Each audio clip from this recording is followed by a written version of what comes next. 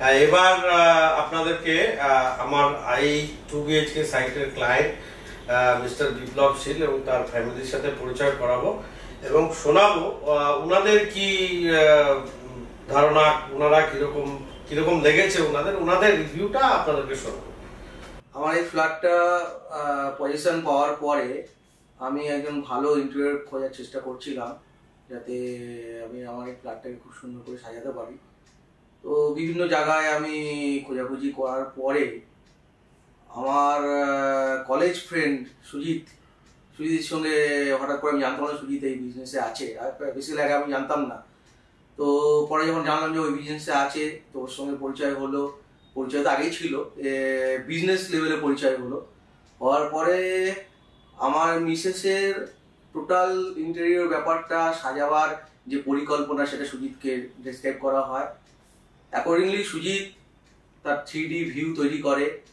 সেই 3D view আর আমাদের কিছু চেঞ্জিংয়ের মাধ্যমে আবার সুজিত সেই 3D ভিউটাকে আবার চেঞ্জ করে একটা মোটামুটি জায়গায় দাঁড় করায়, যেটা আমাদের খুব পছন্দ হয়।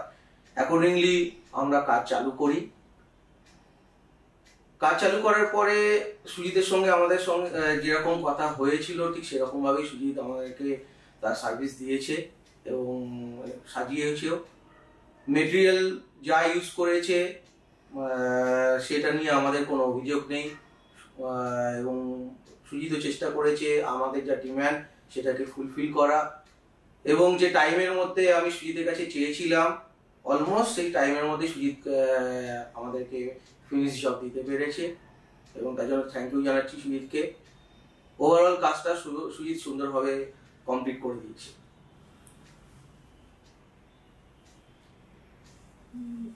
অ্যাকচুয়ালি বাড়ি তো একবারই হয়, বারবার তো হয় না। তো সেই হিসেবে আমাদের যেরকম একটা স্বপ্ন ছিল যেভাবে সাজাবো, তো সেটা কিছুটা সুজিতদাকে বলেছিলাম।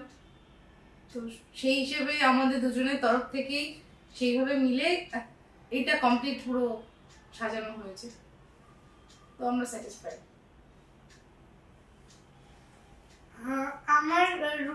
আমার প্রত্যেকটা ঘর খুব খুব ভালো লেগেছে। আমি ঠিক যেরকম মাম্মা বাবাকে বলেছিলাম যে আমার স্টাডি রুমটা ঠিক যেরকম টেবিল দিয়ে ডেস্কটপ রাখার একটা জায়গা, একদম একদম অ্যাপ্রোপ্রিয়েট, একদম সেরকম।